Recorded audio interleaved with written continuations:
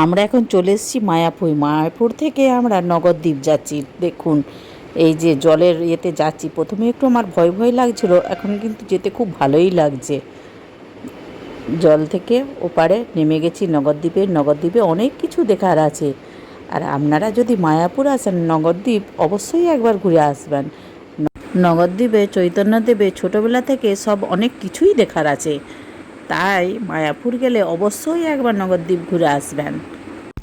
আমরা নদীতে ভেসেলে করে গেছি, তারপরে ওখানে টোটো ভাড়া করেছি। টোটোকে পুরো চুকিয়ে নিতে হবে, ওরা একবারে সব ঘুরিয়ে ঘুরিয়ে চারদিকে সব দেখিয়ে দেবে।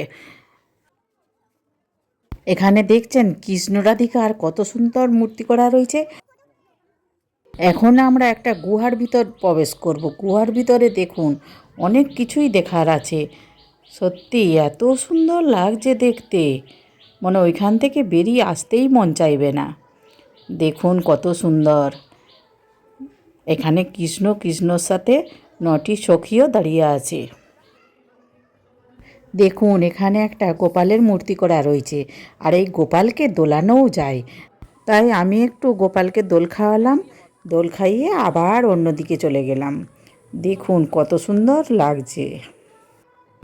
এখানে জগন্নাথ, সুভদ্রা, বলরামেরও মূর্তি করা রয়েছে। নগরদ্বীপ গিয়ে আমার খুবই ভালো লেগেছে, তাই আপনাদের সাথে শেয়ার করছি। আপনারাও গেলে অবশ্যই নগরদ্বীপে সব ঘুরে ঘুরে দেখবেন। কৃষ্ণ যে কালিয়া দমন করছিল সেইটা এখানেই তো সৃষ্টি, তাই খুব সুন্দর করে তুলে দেয়া হয়েছে। মায়াপুরে মন্দিরের ভিতরে তো ছবি তুলতেও দেয় না, আর মোবাইল নিয়ে যাওয়ারও অনুমতি নেই, তাই আমরা নগরদ্বীপে এসে সব ছবি তুললাম। আমি আর ওদের বাবা দুজনে গেছিলাম, সব চারদিকে ঘুরলাম, খুবই আনন্দ হলো।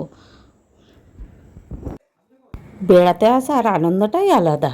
আগে তো কোনোদিন বেড়ানো হয়নি, তাই এখন আমরা দুজনেই বেরিয়ে পড়ি। আমরা এখন নগরদ্বীপ থেকে মায়াপুরে চলে আসব, তার জন্য নদীর পাড়ে চলে গেছি। নদীতে আমরা ভেসেলও ধরে ফেলেছি। এই দেখুন আমরা যাচ্ছি। এখন আমরা মায়াপুর চলে এসেছি। মায়াপুরে খাবার দেয়া হয়, সেখানে প্রবেশ করছি। দেখুন কত সুন্দর সিস্টেম না। প্রথমেই আমরা বসে গেলাম, বসে যেয়ে কত সুন্দর পাতা দিয়ে চলে গেল। এই দেখুন খিচুড়ি দিচ্ছে, খিচুড়ির পর তরকারি, ভাত সবই দেয়া হয়। এগুলি আমরা 40 টাকা দিয়ে টিকিট কেটেছিলাম, আরও 60 টাকা 80 টাকা দিয়ে রয়েছে, ওগুলো সব আমাদের জানা ছিল না, তাই আমরা 40 টাকা দিয়েই খেয়েছি। খাবার খুব সুন্দর, অপূর্ব খেতে, আর এত তাড়াতাড়ি পরিবেশন করে, মনে সেই কি বলবো, এই দেখতেই পাচ্ছেন কত তাড়াতাড়ি করে দিচ্ছে। এখন আমাদের খাওয়া হয়ে গেছে, বাইরে বেরিয়ে মন্দিরের বাইরটাই একটু ছবি তুললাম, কেন ভিতরে ছবি তোলার অনুমতি নেই, তাই বাইরেটাই ছবি তুললাম। আজকের ভিডিওটি কেমন হয়েছে আপনারা কমেন্ট করে জানাবেন।